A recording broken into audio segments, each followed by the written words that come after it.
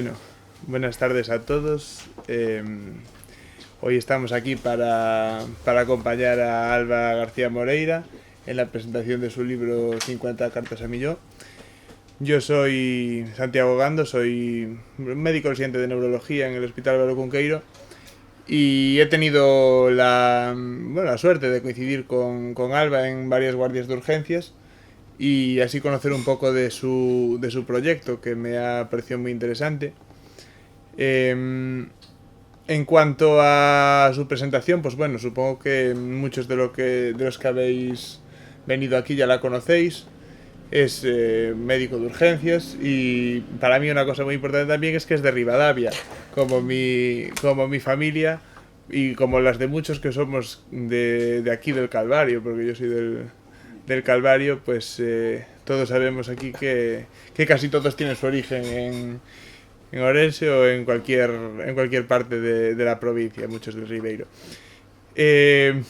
No podemos tampoco obviar, naturalmente, que cuando invitan a uno a hacer una presentación de un libro, pues tiene que ser siempre motivo de agradecimiento, y en mi caso no puede ser menos. Yo pues, me dedico también a la escritura, me dedico a otro tipo de proyectos históricos, pero bueno, en este caso me resulta muy interesante porque tiene que ver también con la medicina y con la salud mental, que es algo muy, muy ligado a mi especialidad, que es la neurología. La verdad os confieso que me ha regalado su libro sin querer hacer agravios comparativos, porque no sé si ha habido más regalos, no sé, yo lo agradezco. He leído, confieso que no las he leído todas porque no, la verdad es que no gozo del mayor remanso de tiempo libre, estoy siempre un poco ocupado de más, pero las cartas que he leído son muy interesantes. He leído que empieza en el monasterio de Oseira, muy ligado a, bueno, pues tanto a Galicia en general como a la paz que pretende transmitir este libro en algunos de sus fragmentos que he leído. Y va pasando por distintos sitios, por Escocia me parece, ¿no? Por Cabo Verde también he leído, por Kenia, que creo que fue por donde estuviste de voluntaria.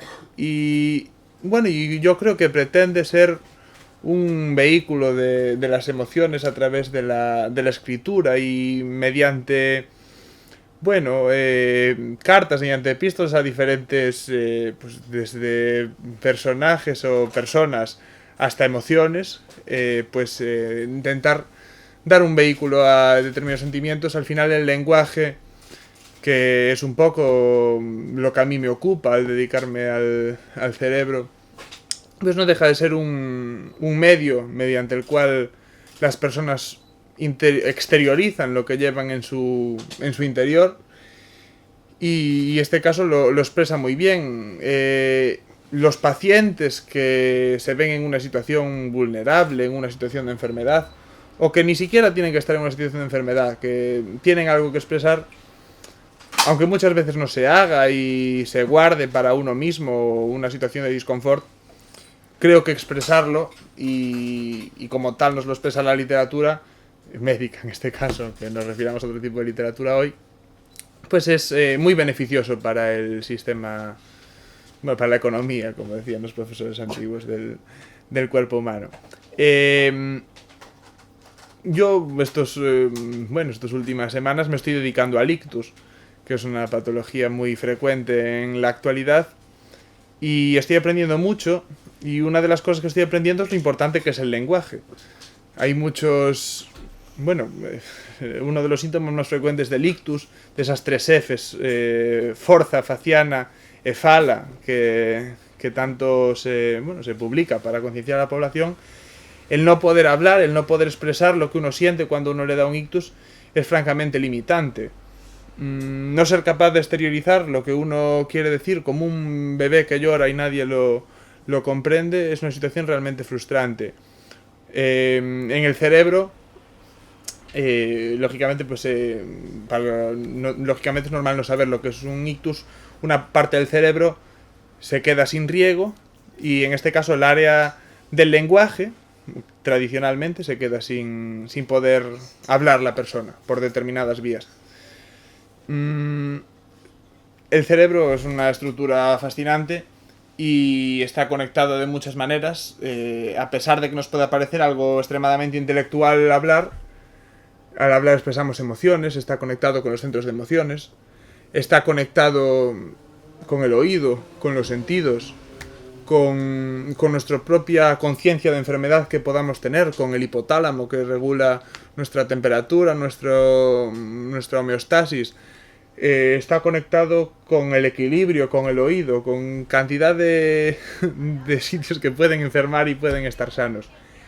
Y yo creo que al final el lenguaje es algo tan importante que muchas veces lo olvidamos. Y pudiendo expresarlo hablado, o en este caso que estamos tratando en el libro, por escrito, exteriorizar diferentes situaciones, diferentes momentos de nuestra vida, diferentes momentos de salud y de enfermedad, pueden ser muy beneficiosos, como ya introducía antes, y no quiero ser pesado y repetitivo, tanto para el que está sano como para el que está enfermo, y creo que ese es uno de los principales objetivos que tenía al escribir este libro, además de expresarse ella, que es lo que he podido ver, pues dar un vehículo, insisto en la palabra, a la gente para expresar lo que necesitara. No quiero robarte mucho tiempo, no sé cuánto... Yo la verdad es que venía abierta a todo, porque no sabía muy bien, de todas las personas a las que dije que vinieran, no sabía quién iba a acudir. Entonces estaba un poco abierto al feedback de recibir. Muchísimas gracias, Santi, por venir.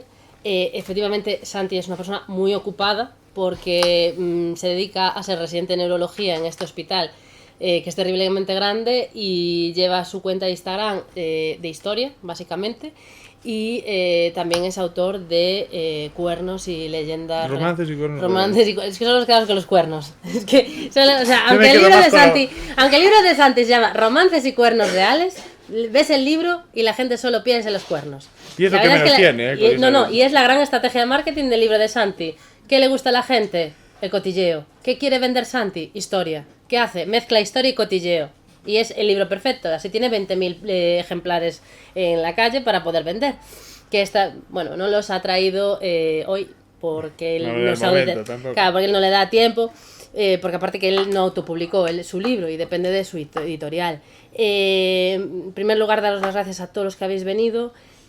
Porque sé que acudir a la presentación de un libro de un autor novel, como todos tenemos alguna relación o laboral o personal o familiar, por eso estáis aquí. Muchísimas gracias también a Santi por perder su tiempo y embarcarse en esta aventura.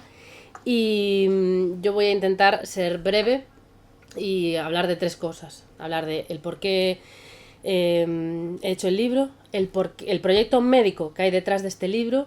Y luego ya te dejo para el final, Santi, porque creo que es mejor explicarlo. No, por estos pasos a explicar el por qué Santi es el ponente, ¿no? Que es un poco, y él ya lo fue desgranando, de por qué un futuro neurólogo es el ponente de este libro. También porque es mi residente y le puedes obligar, le puedes decir... Es por abuso de poder y por el abuso de poder puro y duro de residente. Venga, vente para acá. No tengo ninguna ganas de hablar de esto porque a mí me interesa la historia de la neurología. Pero esta tía me ha obligado a venir aquí y no le puedo decir que no porque soy la que te llama en los códigos ictus. Reconoce. ¿Quién te llama? ¿Quién te llama? Aún el otro día. ¿Quién te llama y te dice, hay que desactivarlo? Ven aquí y desactívalo. Quiero que me lo lleves, no sé qué. Y este es el motivo por el que Santi ha venido, para no aguantarme con que se busca. Luego, el motivo, ya lo fue desgranando también Santi, el motivo de por lo que yo hago el libro. El libro, como todos los autores, empieza en una situación personal. Yo en mi caso acababa de perder a mi padre y estaba luchando contra la infertilidad. Y entonces en ese momento de caos se me ocurrió eso, terminar en el monasterio de Oseira, que sabía que te iba a encantar, Santi, porque es el Escorial, le gusta mucho la historia y sabes que es el Escorial gallego, ¿verdad? Pero tuve el gusto de visitarlo y es precioso. Ya sabía que te gustaba. Entonces pues me encerré allí una semana y sin móvil. Entonces lo único que tenía era Pues, bueno, conocí a una serie de personas porque el monasterio de Oseira también coge peregrinos, ¿no? Peregrinos que pasan a Santiago, tú te puedes hospedar en una hospedería tipo que hay y también te puedes hospedar dentro del propio monasterio. Y ahí conocí a una persona que, bueno, le empecé a contar mi vida, lo mítico, porque terminas aquí, como una cárcel, rollo, ¿por qué has terminado en la cárcel? Bueno, pues me ha pasado esto, me ha pasado lo otro, tengo problemas tal. Y justo cuando estábamos hablando en la cocina del monasterio, sacó un bloc de notas tal como este, pero era de una imprenta de Logroño. Este es muy mono, este es el mío. Sí, bueno. Pero el que me dio ella, pues era de una imprenta de Logroño. Y esa noche, porque donde te hospedas son antiguas celdas bueno, frailes. Es de frailes, o sea, el monasterio de Oseira es un monasterio del Cister, que es totalmente gigantesco, porque esas celdas, claro, podía llegar a albergar a 80 monjes guerreros, y esta gente venía con mucha gente, o sea, no eran ellos, sus criados, sus caballos, sus escribanos, o sea, es terrible, o sea, 80 personas con todo ese séquito es terriblemente grande. Pero allí habíamos 4 peregrinos y 10 hermanos, o sea, éramos todo ese monasterio para nosotros. A las 10 no nos dejaban, venía la hora, ¿cómo se llama? La hora del silencio, y a las 10 no podías hablar. Hasta el ángelus de ellos, el laudes, de las 4 de la mañana. A las 4 de la mañana empezaba, ese rezo no era obligatorio, eso era obligatorio de las 8 de la tarde. Perdón, de las 8 de la mañana. Total, que me dijo, mira, todo lo que vas a sentir ahora va a estar aquí sola, esa persona, ¿no? Que conozco me dice, mira, vas a estar aquí sola, encerrada, tal, y todo lo que vas a sentir ahora es mejor que lo pongas por escrito. Entonces me dio ese cuadernillo y empecé a escribir. Mi padre había fallecido, tenía mogollón de rabia contra todo el mundo, bla, bla, bla, bla. Y empezó a ser un hábito y una rutina. O sea, además era como muy... empecé a tener una metodología de trabajo. O sea, lo que empezó siendo algo de esa semana, que iba a solo pasar esa semana, que iba a ser solo esa semana en el monasterio de Oseira, acabó siendo una rutina. ¿Qué pasa? Que a mí me pasan una serie de cosas, yo era médico de urgencias en el fantástico hospital de Orense, y pasan una serie de cosas y me voy del país. Entonces ese cuaderno va conmigo y va conmigo por alrededor de todo el mundo. Y entonces, claro, las cartas, donde las escribía, en el lugar donde estaba. Y al principio eran de forma aleatoria, pero luego empezó la sistemática también, a un poco el lugar, ¿sabes? Pedir la carta. Pues por ejemplo eso, lo que dices tú, pues el lugar de Edimburgo, es una ciudad que te pide, pues efectivamente la carta dedicada a mi yo muerto es en Edimburgo. Son con los lugares, te fueron llevando. Entonces yo estaba haciendo un viaje a través del mundo, pues eso, pues porque me fui a Cabo Verde de vacaciones. Luego me fui a Oxford a estudiar inglés, porque yo era una señora que quería ser cooperante en Kenia, pero que no sabía inglés. Entonces hubo que pasar por Oxford. Luego terminé en Kenia, luego terminé en Dubái, porque claro, entre Kenia y Rivadavia, pues ¿sabes? Entre Kenia y Rivadavia, Dubái, pues siempre queda por ahí, bien, a desmano. Y fue haciendo el libro. Entonces, a la misma forma que hacías un viaje por el mundo, también hice un viaje por todas mis emociones. Y me di cuenta que cada carta estaba sanando esa emoción. O sea, que paso carta a carta, destino a destino, tú ibas sanando toda esa emoción, todas esas emociones, toda esa problemática que te estaba haciendo enfermar. Porque no tenías un síntoma emocional, pero también tenía un mogollón de síntomas físicos asociados a esas todas emociones. Todo el mundo me pregunta por qué 50 cartas. Mi jefe y los de mi trabajo dijeron que claro, por 50 sombras de Grey. Y yo no puedo más con vosotros. Las cartas en verdad, o sea, el libro en verdad tiene 49, pero hay escritas 50. Porque me he reservado a una persona que está viva y me he reservado un poco no publicarla. Entonces, luego cuento más el tema de esta carta número 50.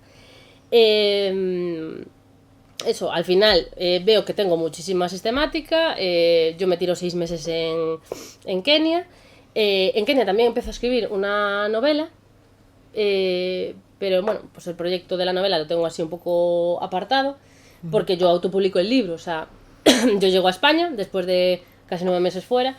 Y me planteo el tema de escribir. Y no soy en el caso de Santi, que fue la editorial. Claro, Santi es muy conocido, tiene 80.000 personas que lo siguen. Que fue al revés la editorial que vino allí. Yo tuve que ir a las editoriales. Primero me emperré en que una editorial me cogiera. Y luego dije, es que total, yo esto quiero hacerlo. Entonces autopubliqué con Círculo Rojo porque es la editorial de autoedición más grande de España. Sí, no, la verdad es que, bueno, pues como todo, visto con retrospectiva, pues harías otras cosas. Pero claro, cuando tú pasas, pues como una maternidad, claro, con el primer hijo no tienes ni idea, pero con el segundo hijo, o sea, con mi segundo libro, no va a ser lo mismo. No voy a cometer los mismos errores que con el primer libro. Todo esto viene a la segunda cosa que voy a explicar, que es el porqué del proyecto médico que hay por detrás. Yo soy médico de familia de especialidad, aquí están mis adjuntas que lo pueden confirmar, que estuvieron conmigo en el Centro de Salud de Porriño, pero me he dedicado toda la vida a la medicina de urgencias. Tanto en urgencias como... Claro, la primaria, que estás más 1 a 1, sí que te da como más confianza y más feeling con el paciente. Pero yo es que soy una persona terriblemente empática, pues me pasa que, claro, que veo que muchas patologías de los pacientes, sobre todo de las pacientes, se quedan un poco cortas a la hora de ser tratadas con medicina tradicional. Me explico, con medicina tradicional. Farmacoterapia al uso, pruebas y diagnósticos al uso y cómo gestionar las enfermedades en ese rango de edad, en mujeres entre 20 y 60 años, ¿vale? Cuyos condicionantes sociales y por el hecho de ser mujeres es lo que los lleva a enfermar. Entonces, su dolor es real, su insomnio es real, sus migrañas, ¿verdad, Santi? Las migrañas y las cefaleas que vienes, ¿son reales o no son reales las pacientes? Sí que son reales, ¿no? Pero que están abordadas desde un punto de vista práctico, ¿no? De lo que nos dice el libro. ¿Qué nos dice el libro? Que suele estar escrito por un hombre, a veces a una mujer, pero normalmente un hombre que nunca ha visto pacientes, que ha escrito libros de medicina, pero que no ha visto pacientes, y hay que hacer esto y lo otro. Pero luego la realidad es totalmente diferente. Me he embarcado en esta aventura de la medicina privada con la idea de hacer algo diferente que no se puede hacer en el sistema público, ¿vale? Que es tratar la patología con el condicionante de la mujer y que el centro de la medicina sea la mujer, ¿vale? Y enfocar las cosas, tanto un trastorno de comportamiento alimentario, un síndrome de intestino irritable, una cefalea, una ansiedad, desde el punto de vista de la mujer y de los condicionantes que hay alrededor de ella. Yo no sé esto a lo que me llevará, no sé si me irá bien, si me irá mal, tengo muchísimas ideas, por ahora he abierto aquí en Vigo, próximamente en Orense, en Madrid probablemente este mes empiece a haber pacientes, pero mi consulta es fundamentalmente online, aunque yo tenga sitios para ver a pacientes de forma presencial, me gusta la idea de poder manejarme online. Y me gusta la idea de poder ofrecerle a las pacientes un lugar seguro, ¿vale? Donde poder desahogarse. Un lugar seguro donde ser ellas mismas y de sentirse acompañadas. Que yo creo que el sistema público ahora mismo a esas mujeres no les da un espacio y una seguridad. Yo a mayores, bueno, el currículum creo que lo pone en el libro, algún día no, o sea, ya lo tengo decidido que va a ser en el 2026, Dios mediante, terminar la carrera de Derecho, punto. ¿Vale? Y también me he embarcado en el tema de el peritaje médico. Entonces, pero desde el peritaje médico sí, pero en un paciente muy concreto, ¿vale? En el paciente que es bien víctima de violencia de género, bien víctima de acoso laboral. ¿Por qué los dos? Porque el perfil de victimario, o sea, el estrés al que está sometido el paciente en los dos ámbitos es similar. Entonces, parte del proyecto también lleva eso, lleva asociado tanto una consulta de medicina general especializada con perspectiva de género, así como el peritaje. ¿Y qué tiene que ver el libro en todo esto? Yo la verdad es que el libro no lo he publicado ni con afán recaudatorio, ni... Me gustaría seguir escribiendo, eso es verdad. O sea, me gustaría seguir disfrutando de escribir y poder ser conocida y poder lanzar a lo mejor más libros. Pero sí que la idea de mi libro es que quien lo compre o quien lo lea o quien se atreva... que se atrevan a explorar también sus emociones. No solo que tú leas el libro y te parezca muy bien o muy mal lo que yo he escrito, sino que sea un lector paciente. Que tú puedas, a través de tu libro, también tratar las emociones de la persona que lo lee. Vale, o sea, es un poco ambicioso, ¿no? ¿No crees? Hombre, bueno. Es de que, claro, pero ese ejercicio lo tienes que hacer tú en casa. O sea, ese ejercicio de leerlo y ser tú quien profundice en tus propias emociones.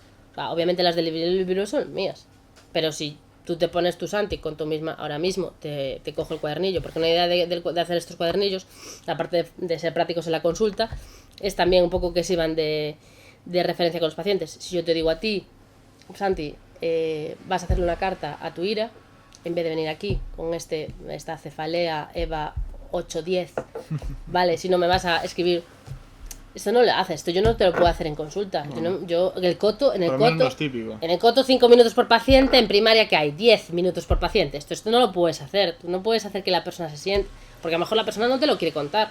O sea, y tú tampoco tienes tiempo para que la persona te desarrolle esa emoción o ese problema o ese conflicto familiar con cierto familiar. No, que a lo mejor si lo obligas a sentarse y a parar, que yo creo que en el mundo en que vivimos todo va tan rápido, que no paras y no profundizas en lo que te está pasando y necesitas un profesional que te haga sentarte y pensar. En mi caso fue el monasterio de Oseira, lo que me obligó sí o sí a sentarme y a parar. Y entonces yo quería hacer un poco eso que hizo el monasterio de Oseira por mí, brindarle la oportunidad también a los pacientes de parar con el libro. La idea del libro también es hacer talleres grupales. Es que es como mi idea, que ahora tengo 2 sitios, uno en Vigo y otro en Orense, que les ha gustado mi idea, que son espacios de bienestar y hacer terapia grupal, hacer terapia, pues coger a pacientes pacientes víctimas de violencia de género, pacientes con trastorno de comportamiento alimentario, pacientes con ansiedad y de forma grupal, y a través de la escritura poder un poco moldear esas emociones y sanar, o sea, la idea es sanar a través de la escritura. ¿Es complicado? Sí, pero yo soy bastante ambiciosa y bastante optimista y creo que quien se atreva a explorar sus propias emociones, obviamente estaré yo siempre al lado de los pacientes, que sí que van a notar una mejoría en su calidad de vida. Pero claro, esta es mi propuesta de salud. La propuesta de salud que os hago a vosotros hoy. La propuesta de salud que quiero hacer a través de mi consulta y a través de mi cuenta de Instagram. Esta propuesta de salud. ¿Por qué Santi, que es residente en neuro, es el ponente hoy? Porque se ha visto... ¿Tú sabes quién es? Tú como eres de los 90, tú como naciste en el 99 no sabes quién es Blossom. No sabes quién... Pero si te digo la de Big Bang Theory, la de Mayim Bialik. La que hace de la mujer de Sheldon. La mujer de Sheldon, pues la mujer de Sheldon es neurocientífica. Es verdad. Entonces tiene mogollón de... O sea, esa chica, por no decir todos los artículos que te mandé, Santi, sobre neurolingüística. La importancia del lenguaje en la plasticidad neuronal es un campo apasionante. Entonces yo a través de esos artículos científicos de cambios, de la importancia del lenguaje, de la importancia de la estructura mental, quiero eso, un poco gestionar todas esas emociones y todos esos malestares de los pacientes, porque no puede ser que una paciente con dolor generalizado termine peregrinando por 20.000 especialistas, pero que no se haya sentado ni ella ni su médico a hablar de lo que realmente le está doliendo. Entonces es una propuesta de salud arriesgada, es una propuesta de salud diferente, pero entiendo que quien está harto de convivir con su diarrea, de convivir con su trastorno de comportamiento alimentario, de vivir con su ansiedad, pues quiera un poco probar. Esto no es medicina alternativa, o sea, esto es ciencia, pero aplicada. Complementaria, claro, o sea, yo como médico obviamente puedo acompañar al paciente desde la farmacoterapia, sí, puedo hacer pruebas complementarias con ese paciente o barajar otro tipo de terapia desde psicoterapia con ellos, sí, pero esta es mi propuesta de salud, una propuesta a través de la escritura.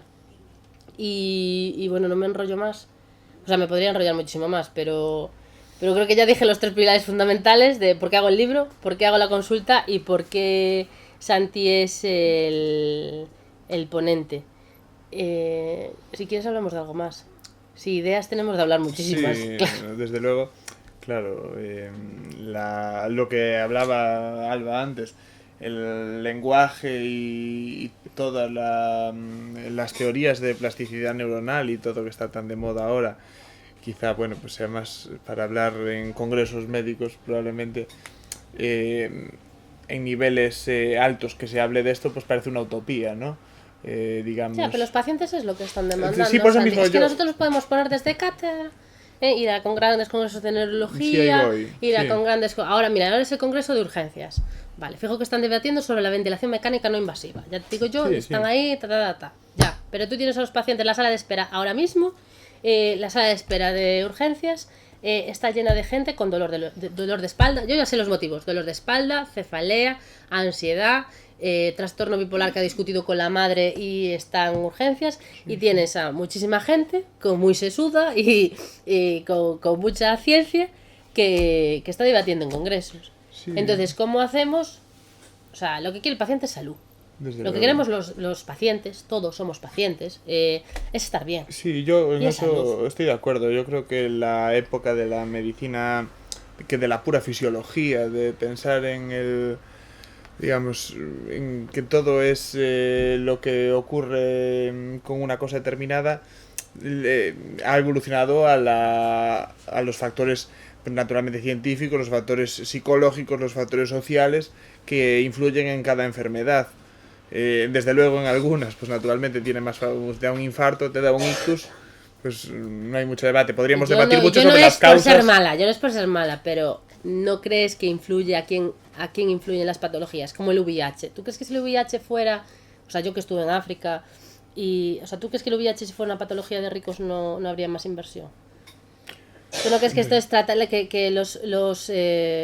esto lo había contado a lo mejor en alguna guardia, como no me escuchas en las guardias, que hasta 1990 no fueron los estudios de fármacos analgésicos, no se probaron en mujeres, no en mujeres en edad fértil, porque mujeres en edad fértil la mayor parte de los fármacos lo echan para atrás para evitar las malformaciones fetales, pero fármacos analgésicos en mujeres no les venía bien. Es como el IMC, se probó en varones. O sea, tenemos un MC, tenemos unos estándares de peso que está probado en hombres y en varones. Y hay ciertas patologías, claro, es que la termina fibromialgia, ¿por qué estamos mujeres dentro? Las cefaleas, porque hay ese cajón de esas de las cefaleas. Sí, yo Los le síndromes hago intestinos respecto a- irritables. Claro. Sí, estoy seguro de que pronto se descubrirá la fibromialgia, que es una enfermedad muy, a veces más temida incluso por los médicos que la vienen a ver o sea, en una falsa creencia de que es una pura invención psicológica del dolor de los pacientes. Seguro Claro, que... pero si tú no has tratado, pero si de los factores hormonales de las mujeres no los has Claro, visto. por eso mismo estoy seguro de que hay causas, además de psicológicas, que hay causas fisiológicas Hay causas que lo fisiológicas. explican, que no es un dolor inventado por las pacientes y que muchas veces se minimizan síntomas tratando de, bueno, de ahorrar ese tiempo que no se tiene en la consulta, cayendo en la simpleza de dejar de lado las emociones del paciente y lo que Y el pueda sentir al infradiagnóstico en el respecto. infarto, el infarto que es algo más claro, Sí. ¿no? El infradiagnóstico en el infarto en la mujer. Sí, ¿Por qué? que Porque se el estudió dolor y la- y- típico de la irradiación a la mandíbula, las náuseas y los vómitos, y que las mujeres pues pueden tener unos síntomas más abigarrados para los cardiólogos. Pero el resultado de muerte es igual para Sí, sí. hombres que para mujeres. Es un resultado de paciente muerto. Sí, desafortunadamente, eso que has tocado tú del tiempo, la verdad es que el que todo vaya tan rápido y que vivamos en un mundo tan... Que no se digamos, nos permite que gira parar. tan rápido, a veces hace falta, supongo, que un retiro en Oseira. Eso es la clave. para- No parar Es decir, ¿cómo? para seguir produciendo, ¿no? Antonio, sé que vas a ir por ahí. Sí, sí, No sí, parar ya. para seguir produciendo. Ya sé. En este mundo real, ¿cómo conjugas el binomio? Mundo real, como lo que está ahí, comparar. Comparar, siendo rebelde. Antonio, siendo como yo, siendo rebelde, haciendo un libro que no tiene nada que ver con el Ya, sistema tú puedes y creando comparar. una consulta que no tiene nada que ver con el sistema. yo no- ¿Cuánto me va a costar luchar contra el sistema? No, yo te No sé. yo me meto que yo sé que aspirinas, que es un ácido no sé qué, y poco más, yo ahí no entro. Pero conjugar eso, ese binomio, parar con la vida real hoy en día a la velocidad que va, es decir, ¿cómo se conjuga eso? ¿Cómo lo puedes hacer? Es que es prácticamente imposible. Es imposible porque estamos en un mundo diseñado para enfermar. Claro, que es que no hay no esas reflexiones, es decir, quiero oír las cosas para ayer. Antes de ayer. Sí, puede ser. Bueno, pues puede ser más Y no, allá. y no es un tema millennial, que siempre decimos, es que los pacientes jóvenes, no sé qué. No. En los pacientes del 85 también quieren las cosas para ayer.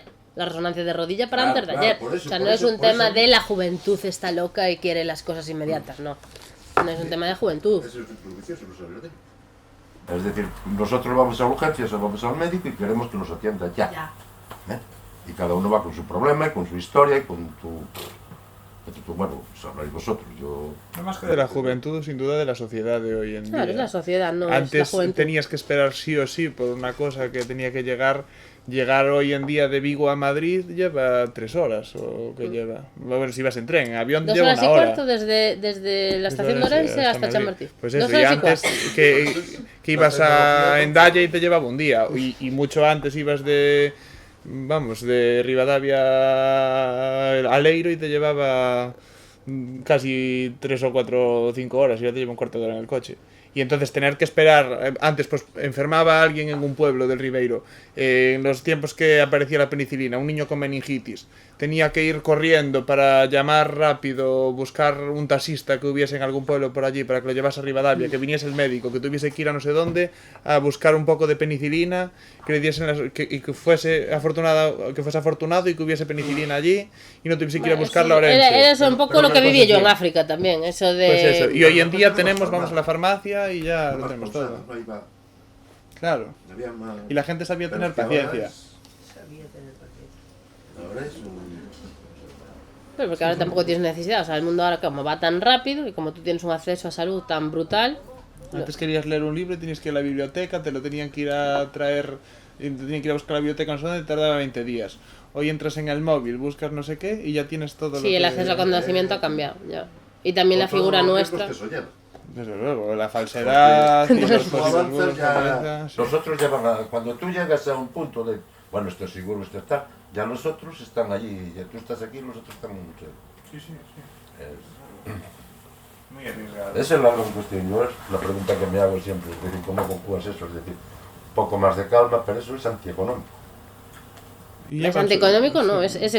la salud, Hoy en día lo que prima claro, es ahora, ya, pero ¿cómo voy a estar yo dentro de 5 años? ¿eh? O sea, ¿cómo estoy? O sea, ahora esto no, que lo quiero ya rápido ahora, pero ¿cómo voy a estar yo dentro de 5 años? O sea, parches, o sea, vamos poniendo parches a todo. O sea, el otro día vi los primeros bypass gástricos que se han hecho, o sea, que son de hace 20 años, están fallando todos. Claro, en aquel momento se pensó que era lo mejor para el paciente, economizar, que bajara de peso, que mejorara los factores de riesgo cardiovascular, pero la anemia, el efecto rebote, o sea, todos los condicionantes por detrás de la obesidad no se trataron. Se siguieron haciendo, se sigue consumiendo, no hay una política concreta de alimentos procesados. Cuando Garzón era ministro y dijo lo de la carne, mira cómo se le echaron. Encima, o sea, no se puede tocar. O sea, lo básico que es el ejercicio, el deporte, la conciliación familiar, la higiene del sueño, eso no lo tocamos. Pero parches, vamos enmendándolos todos. Es como pegar una miopía que el ojo sigue creciendo, pero tú, como ves bien, piensas que no tienes riesgo de nada. Y así como todo. Sí, y además, por no hablar de de esta vida tan deprisa que tenemos, el estrés que genera y eso, que luego acaba siendo causa de enfermedades y se ha demostrado las vías del estrés, los radicales libres del oxígeno y todo, que terminan pasando factura, para hacer un resumen breve, a largo plazo a la salud, no solo mental, sino también física. A la mental, desde luego. Ya, pero es que la mental viene de la física. Sí, sí. Pues que no es que es un problema de salud mental, es un problema de salud mental, pero que está acarreando múltiples problemas de salud física. Efectivamente. Pero en ese ámbito vosotros, que sois los profesionales, que sabéis, los que estamos aquí me parece que, bueno, de medicina yo por lo menos, idea, ¿no? Bueno, pero lo que estáis aquí lo que ¿Qué tenemos te- es lo ese que- feedback de... Es decir, tú has puesto el dedo en la llaga, es decir, todo es, dices, yo podría hacer esto, pero el sistema no me lo permite porque no me da tiempo. Es eso, ¿no? En resumen, Y a veces no se quiere. no me da. Bueno, entonces, ¿qué es lo que podríamos hacer todos para mejorar Si eso? quiere seguir igual. Si quieres, o sea, que el sistema perpetúa, que aunque te haga daño, claro, pero es que parte de las charlas que tengo programadas son un poco de cómo identificar esos patrones tóxicos. Bueno, en mi caso lo que se me da bien es la violencia de género y mis ponencias son un poco sobre narcisismo. Cómo eliminar, cómo ver esos patrones tóxicos que nos están matando poco a poco y que nos están... claro, es un tema serio, de estoy metida en unas dinámicas que sí, que a la larga a los médicos nos acaban contando, pero muy a la larga, o sea, vosotros que veis a un paciente cada 6 meses O más. o más, o sea, Se está muy deteriorado. claro, yo que soy médico de urgencias es Listas pum de y espera pasar. un poco- los médicos, incluso tu médico también no siempre es el mismo médico, pero aunque tengas la suerte de tener un médico de cabecera durante muchos años, que ¿viste ese estudio de que demostraba que alargaba la vida, tener un médico de cabecera durante 20 años? No lo vi, pero estoy seguro de que... Bueno, sí que pero ya han sacado números, porque en esta sociedad en la que vivimos, claro, si los políticos no ven números, que tener el mismo médico de cabecera durante 20 años alarga la vida.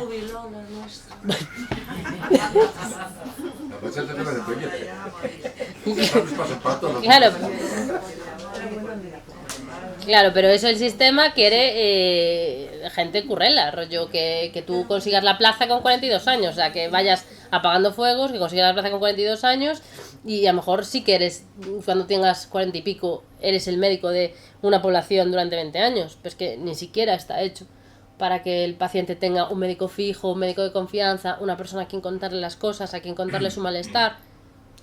Ya, y eso también deteriora la confianza del paciente en el profesional que no lo trata a pesar de quererlo, ni en el sistema, desde luego, por estar cambiando eso. A mí me parece que la confianza y la empatía y la comunicación es la base de la medicina. Luego, que los conocimientos también, como decía un profesor mío de la universidad, o sea, si tú solo sabes el 50% del libro, solo diagnosticas el 50% de las enfermedades. Pero frente a un médico que te explica qué te está pasando, que entiende que estés del otro lado, no que hable desde cátedra, y que confíes en él, y confíes en tu palabra. Yo a veces lo que veo, y cada vez peor, o sea, cuando yo veo que mis adjuntos tenían más autoritas que yo menos, y ya creo que vosotros ya la última mierda. O sea, cada día vamos bajando de la confianza que estamos dando al paciente. Desafortunadamente. Y eso sí es función del tiempo. No, es como cada vez valemos menos. O sea, cada vez pones un influencer cualquiera que diga en TikTok cualquier rollo, a que Santi Santi puede hablar de la arteria cerebral media, el stroke y todo. Da igual. Da igual. Sí, siempre llegan a la consulta, pues a lo mejor con el diagnóstico hecho por Google. Y es una cosa muy peligrosa. Las redes sociales, yo digo que el teléfono móvil es una cosa muy útil, pero llegado hasta cierto límite, yo lo prohibiría. Las redes sociales... Así como China. Antonio, como va mucho a China. Ese problema que va mucho a China y mira, los la ha metido en la cabeza. Es por haber ido tanto a China, he desarrollado esas cosas. muchos programas, he hecho la lista. Pero yo, de verdad, y mi jefe, uno de mis jefes, el gran jefe que tenía en Francia, en una ocasión antes de jubilarme, vino aquí y dijo, la informática tenía que retroceder 30, 25, pues 30 era un jefe de Citroën, o sea, si os quitan la informática a vosotros, ¿cómo se producen coches? El gran jefe... Sí, no, claro, la informática que vino, mira, la primera pregunta cuando había un proyecto de algo, los grandes jefes, los que ponían la pasta, lo primero que te decía, oye, con esto ¿cuántas personas voy a echar a la calle? ¿Cuánto voy a ganar? Claro, porque tú tenías una línea de producción donde había 500 personas y si tú automatizabas, hacías robos, sobraban 400. Y eso era lo que ellos perseguían, ¿no? Y en la medicina ocurrirá lo mismo, es decir, al final la pasta también influye, ¿no? Como un sistema público. La medicina no puede ser negocio. Pues es negocio, Pepa. Todo es negocio. Eso... Todo es negocio. En la vida todo es negocio. Pero la salud de uno debería tener un precio. La salud de uno debería tener un precio. También Sí, a veces todo decimos, hombre, sí, todo el tiempo tiene un precio, hay que calibrarlo. ¿Cuántos celadores, cuántos están mirando para el aire? Pero cuando vamos queremos que nos atiendan y nos lleven a la siguiente rápido. Claro. Ah, Es ya, que si pero- no hubiese tantos, Claro, que eso es. claro, son guardias. Pero Hay que bueno, estar en alguien resumen, allí esperando. vuestra propuesta que al final, por lo que yo deduzco, es que hay que dedicarle más tiempo a uno mismo. a uno mismo. Eso sí. Hay que dedicarle Esa más tiempo a uno es la mismo. idea. Claro, pero Pero claro, cuando uno no puede, tiene que recurrir a alguien que le ayude. efectivamente, pero para eso estoy yo. Para eso estoy. No solo ir al final médico. Claro, no solo ir al médico, sino tener un profesional. No, pero claro, es que yo Es esto una propuesta de salud. Me autorreceto yo a mí mismo. No, pero esto es una propuesta de salud. Como hay gente que ofrece medicina alternativa, como hay gente que ofrece mindfulness, que ofrece reiki, que ofrece la ceremonia del cacao. Esto es una propuesta de salud. Vale, y por detrás hay una persona que es médico y por detrás una persona que está formada en Derecho y que algún día terminará esa puñetera carrera porque lleva 12 años con ella. Pero es una idea a coger y es un camino a seguir y me encantaría eso, que leyeras el libro, que tener feedback de vuestras propias emociones y que yo creo que alguna de las cartas tiene que resonar con vuestra historia personal. Fijo que tiene que haber alguna de las cartas que os toque, que haya un nexo con uno mismo. Sí, que os apetezca, como dicen en Sudamérica, que os provoque. Esto me afecta a mí, ¿no? Claro, que os provoque escribir vuestra propia carta. O sea, si de todas las personas que me compran el libro, con una carta, o sea, una de ellas, que resuene, que provoque y que haga que el lector paciente escriba una carta sobre su propia emoción, yo ya me doy satisfecha. A mayores, yo quiero recordar, yo hago el libro también yo soy cristiana, esto no le gustará a mi madre decir, no soy tan católica como a mi madre le gustaría, no voy tanto a misa como a mi madre le gustaría, pero sí que me enamora mucho un tío que nació en la Franja de Gaza hace 2000 años y que con un mensaje de amor tiró atrás un imperio como era el Imperio Romano. Entonces, ¿en dónde va a caer? ¿Quién es Jesucristo? Vale, no, te Gaza. Bueno, anda por ahí. Claro, o sea, una idea del libro también, o sea, una idea de escribir el libro es un poco por la fe que yo tengo, de que necesitaba que la muerte de mi padre y las vidas que yo no vi, ¿no? Pues que sirvieran para algo. Entonces, me gustaría un poco eso, que la muerte de mi padre pues sirviera para que alguien estuviera mejor. No solo que yo iniciara este camino de sanación a través de las cartas y a través del mundo, sino que otras personas, pues a través de lo que me ha pasado a mí, ellos puedan estar mejor. Y es un poco, yo creo que es lo que más me impulsó a escribir el libro. Porque el tema económico no tiene sentido. La consulta me hace muchísima ilusión, obviamente, empezar un proyecto tan personal y tan bonito, y que me parece que hace falta un espacio y alguien que diga, pues vamos a montar este proyecto, y todas las mujeres que no tienen la atención que se merecen en el sistema público, pues tengan un espacio para ellas. Pero también me movió un poco pues esa fe. De hecho, las primeras cartas, claro, son muy orientadas en un sitio donde estábamos rezando mañana, tarde y noche, un sitio donde admiten también a gente no católica, no practicante, o sea, hay gente que va a hacer retiros de yoga. El sitio es precioso, arquitectónicamente precioso, históricamente precioso, o sea, quien se quiera pasar por Oseira y estar allí una semana, cobran mucho menos que puede cobrar el Pinar por ingreso, muchísimo menos, y van a estar igual de sanos que lo que puede pasar en el Pinar. El monasterio de Oseira es fantástico, y para la historia de Galicia es maravilloso. Es maravilloso. Por ¿Y no has causa- hecho post? ¿No has hecho...? Sí, el ¿Tienes monasterio de post de Oseira Oseira? tengo por lo menos 2. Ya, es que te da para muchos El posts, la monasterio de verdad. Oseira tengo uno sobre la matanza de Oseira, que es un clásico del año 1909, me parece que es. Pero estaba cerrado. ¿Cómo? Ahí, desde la desamortización de Mendizábal hasta Sí, el 28 no pero cerró. sí, desde luego. Está en los libros de Otero Pedrallo, hablaba de los exclaustrados de Oseira y de San Clodio. Pero cuando ocurrió toda la Semana Trágica y todo, que hubo las levas, hubo una pequeña rebelión porque el obispo de Orense quería llevarse un ornato artístico antiguo de Oseira, que estaba en una verdadera ruina. Pero se llevó las fuentes. Las fuentes de... Sí, eso son también, de ellas, pero las del Parque San enviaron Lázaro a la Guardia Civil, y había vivido ahí, había matado varias personas y tiene mucha repercusión. Y otra que es quizá más bonita es que el origen de que se haga el pulpo a esa feira, me gusta mucho, sí. Sí, allí en Garballiño, pues sea por causa del monasterio de Oseira, que las tierras del monasterio de Oseira llegaban hasta Marín. Y el monasterio de Oseira se creó en el 1148 más o menos, un poco antes. Un caballero que era el dueño de Marín se unió a los frailes en ese momento, no sé si eran ya los frailes Bernardos, los frailes del Cister, y entonces les dio el rey permiso para hacer una feria en Cea a los frailes. Los frailes, en vez de cobrar en vino o en maíz como cobran en el resto de los sitios, cobraban en pulpo, que lo usaban para la cuaresma, para guardar la vigilia, y lo que les sobraba lo vendían en la feria. Esa feria de Cea se trasladó al lado dun roble que había en el cruce entre a carretera de Orense a Pontevedra y la carretera que iba de Rivadavia, que fue ese roble la causa de Carballiño, y por eso allí, a pesar de estar tan lejos del mar, es el origen del pulpo. Por aí tamén xa un buen caminar, non? O pan de fea tamén ten a relación con iso. Claro, porque é o que se molla no pulpo. Antonio, espera que hai unha pregunta por detrás. ¿Y el licorcito que hace? El licorcito tamén. Que sabe fatal. Sí. Os licores que fan los... Hai unha pregunta detrás de vosotros. No, quería comentarte porque empezaste diciendo que el libro tenía 49 cartas, que las 50 no la habías publicado. Cierto, muy buen apunte. Vale, muy buen apunte. La número 50, o sea, son todos muy personales, ¿vale? Eso queda claro, eso se ve, vale, son muy personales.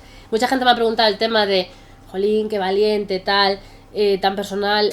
Repito, vuelvo a lo mismo. O sea, yo quise transformar mi sufrimiento en ese momento, que era un sufrimiento brutal, por múltiples pérdidas, y que ese sufrimiento sirviera para algo.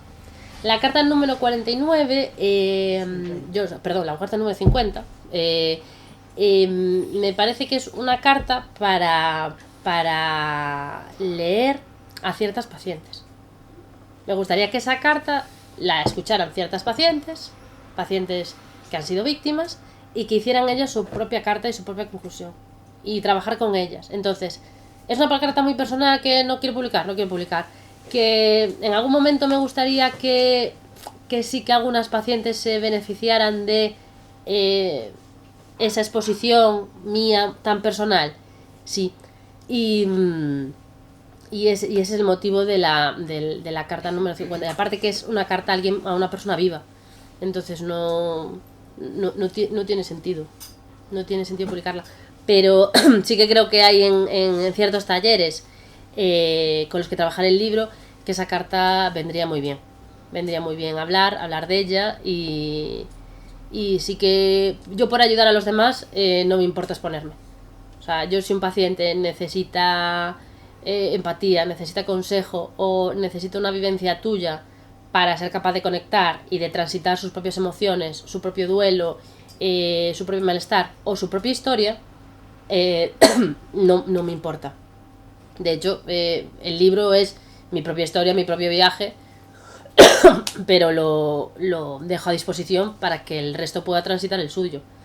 Y no sé si alguien quiere que hablemos más del tema. Me gustaría también hacer una puntualización. A ver, yo creo que a estas alturas, pues ya en el año 2025 en el que estamos, que es indiscutible pues que haya siempre una base psicosomática, o sea, que va unido, ¿no? Lo que es la salud física y lo que es, llama la salud mental, mente, cuerpo y mente, ¿no? Cuerpo, mente y corazón, todo. Luego que hay muchísimas divulgaciones sobre esto también en las redes, hay gente que viene de la medicina tradicional, no sé, supongo que oirías hablar del doctor Marín, pues este es un psiquiatra que bueno, dejó precisamente... Seguro. Pero me salta un poco y bueno, relacionada, porque que tampoco, el algoritmo, como yo consumo mucho de él eso, también tuvo muchísimos problemas dentro de lo que es la medicina tradicional, porque él era el que primero empezó a decir que la fibromialgia, concretamente, pues venía mucho de traumas. Es que la fibromialgia nos da para horas y horas. Vale, yo no quería abrir el melón de la fibromialgia, claro, no voy a ir por ahí. Y entonces él también se habla de que muchas de estas patologías, síndromes y todo esto, pues vienen incluso de traumas y de cosas que vienen transgeneracionales. El tema del trauma transgeneracional, claro. Cada día le veo más sentido. Vale, entonces yo digo que a mí me parece, hay un montón hoy de iniciativas y de información para el autocuidado. No se habla más que el bienestar, un sitio de bienestar, todas son iniciativas privadas porque evidentemente hay escasez de psiquiatras, escasez de psicólogos, hay una automedicación increíble porque evidentemente la gente se siente mal, estamos en una sociedad enferma en ese aspecto y te dan, pues a lo mejor antidepresivos y todo esto, y eso no te ayuda. Yo me siento así muchas veces, una dispensadora de fármacos, que se sienta allí y hace recetas en el Llanos. A sanar, pero también hay muchos lugares y espacios de autocuidado que tenemos a nuestra altura, a nuestra mano, y que son gratis, como por ejemplo dedicar un ratito, 20 minutos en tu casa para no hacer nada, meditar, pasear por la naturaleza, plantearte hasta aquí quiero llegar, no quiero ser más ambicioso, bueno. Pero la pregunta a la que voy es, ¿hasta qué punto este tipo de iniciativas, que al final son privadas, ¿no? Porque, claro, Yo que me parece muy un bien... poco con mis jefes. Yo a mis jefes los estoy intentando convencer, porque claro, tengo que ir de mis jefes a sus jefes y de sus jefes a gran jefe, intentando convencerlos, pero claro, tienes que ir penetrándoles poco a poco. No estoy en contra de la iniciativa privada, ¿no? Yo también me dediqué toda la vida a lo público.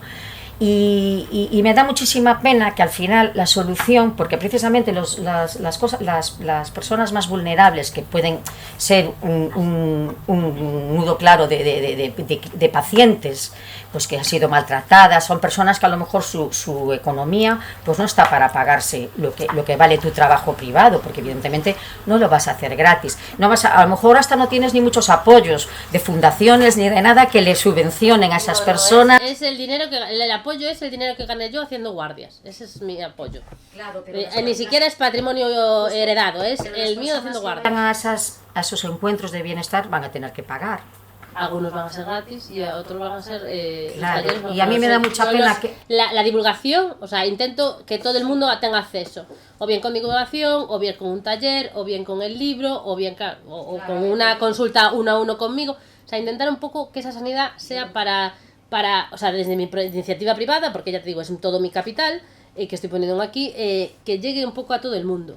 Yo obviamente desde el Sergas, o sea, desde mi trabajo como en lo público, obviamente voy a intentar pues que un poco calen mis ideas, pero es un mar gigantesco y, o sea, solo de mi trabajo pues somos 74 médicos, somos muchos, o sea, somos muchísimos médicos, una estructura gigante y solo un hospital aquí.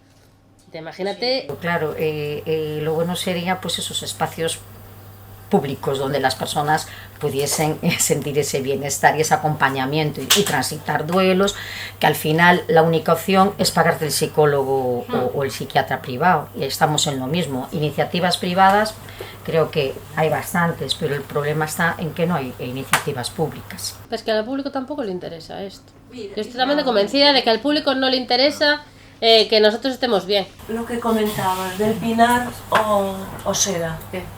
¿Y estar allí ingresado en el Pinar, qué te parece? ¿Cómo que estar allí ingresado? Pues habrá gente que tendrá que estar allí ingresada. Pero es una idea. También tiene. Yo las cosas que conozco, poca mejoría. Pero es como no crees entonces en la farmacoterapia. La gente que está allí es porque tiene un ingreso médico, porque han decidido ingresar y porque a lo mejor estar con su familia no mejora el cuadro. Mi suegra, hasta que la quitamos de allí, no mejoró. ¿Y por qué cayó? Y se hizo daño, rompió las gafas y se acabó. Pero nos venía peor, la llevábamos a la mañana, la íbamos a buscar a la noche y fue Y luego, ahora bueno, están mis amigas ahí, pero tenemos una amiga en común que está ahora allí y no está muy mejorada, Pero el Pinar tiene iniciativa también de geriatría, ¿no? O sea, el Pinar tiene iniciativa de geriatría. Sí, creo que y sí. Neuro, yo creo que tiene neuro también. Lo que más tiene es psiquiatría. Es psiquiatría, o sea, claro, es que el hospital realmente lo que es famoso es por los ingresos.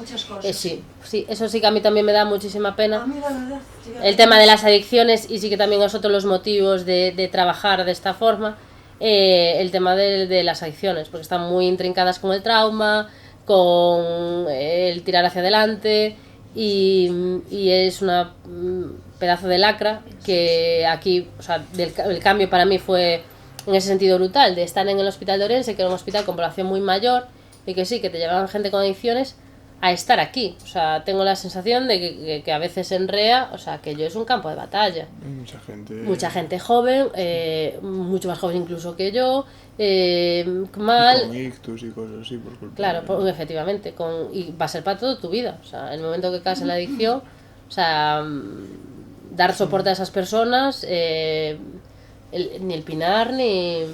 Y los famosos centros de atención a las adicciones, pero bueno, casi todos son iniciativa fundaciones. Privada. Sí. Volvemos a lo mismo, es iniciativa privada. Es iniciativa privada. Sí, en la pública, bueno, las primeras fechas de desintoxicación en el ingreso y después pues te vas de alta Estaba en medicina interna, había muchos casos de pacientes que estaban en fases muy graves de adicciones, que los encontraban en los peores momentos, que a lo mejor habían ingresado en psiquiatría por algún tipo de descontrol y ingresaban en medicina interna. Y claro, llegaba el día del alta, después de haber arreglado otros temas con el trabajo social, y se iban a la Fundación Cedro, a lo que fuera. No, pero viniendo a lo que teníamos- decíamos de lo de la iniciativa privada, yo creo que también lo del tema del autocuidado a veces también es el engaño de hazlo tú mismo, un poco el capitalismo en el que vivimos, de búscate tú la vida y entonces... Para desacelerar la vida de uno, quiero decirte, porque lo que decía el señor que vivimos, pero eso también a veces son opciones personales, a veces no, si estamos en un caso pues que haya una adicción o un maltrato o todo eso, ¿no? Pero a veces también hay que... O sea, no es tan... Es difícil, porque evidentemente vivimos en un momento que todo es prisas, correr, el dinero y tener de todo, pero también que es responsabilidad de cada uno saber hasta dónde quiere llegar y decir, bueno, pues no, y no es tan difícil, pues hoy tienes acceso a divulgaciones que son buenas, a lecturas buenas. Hay mucha también pacotilla, lo de cómo ser feliz y estas cosas, leyendo un manual de 10 capítulos. Pero la alimentación es importante, los hábitos son importantes, el ejercicio es importante, el parar. O sea, hay una serie de cosas que sabemos. Es como la educación de los hijos. Tú sabes que no le puedes dar una tablet a un niño ni de 6 meses ni de 1 año, y no puedes estar en una mesa y tener a un niño con el móvil mientras estás hablando y tenerlo ahí. Y lo saben los padres, pero lo hacen. Entonces, con eso ya se está generando poca salud mental, porque esos niños ya están... Luego se les diagnostica de TDAH. Claro, se le diagnostica de TDAH, que es un diagnóstico de aquella manera. Pero cada vez va a ser peor. Y es un diagnóstico que no vale para nada el TDAH, porque al final, ¿qué? Si a lo mejor ni lo son, porque se basa en una serie de síntomas que no salen en ninguna prueba. Y ya viene la medicación. Hay una sobremedicación. Lo mismo es lo de enfermedades. En el momento que tú caes en un cajón desastre, o sea, tú ya dejas de ser paciente, tú ya dejas de ser Alba, tú empiezas a ser la enfermedad, la cefalea, el TDAH. El psicólogo también, pues hay tanto tipo de psicólogo que no todos a lo mejor. Es una sociedad que ahí está, entonces hay que saber a veces ser adultos y desde la adultez de uno, pues hacerse preguntas simplemente. Y luego, evidentemente, en los colectivos muy vulnerables, porque ahí ya estamos hablando de palabras mayores. Tampoco es fácil una mujer maltratada que de esos pasos, porque muchas veces la economía, muchas veces es que bueno, pues hijos o lo que... Pero es que luego también es como la sociedad líquida que le llaman, o sea, todo vale el tarro según como lo rellenes, y entonces hay que plantearse muchas cosas desde otro lugar, ¿no? Porque este es la ayuda, las terapias, es como lo de arriba, pero hay que ver lo que hay debajo del iceberg, del iceberg, ¿no? Y que hay un montón de cosas que están fallando en la sociedad.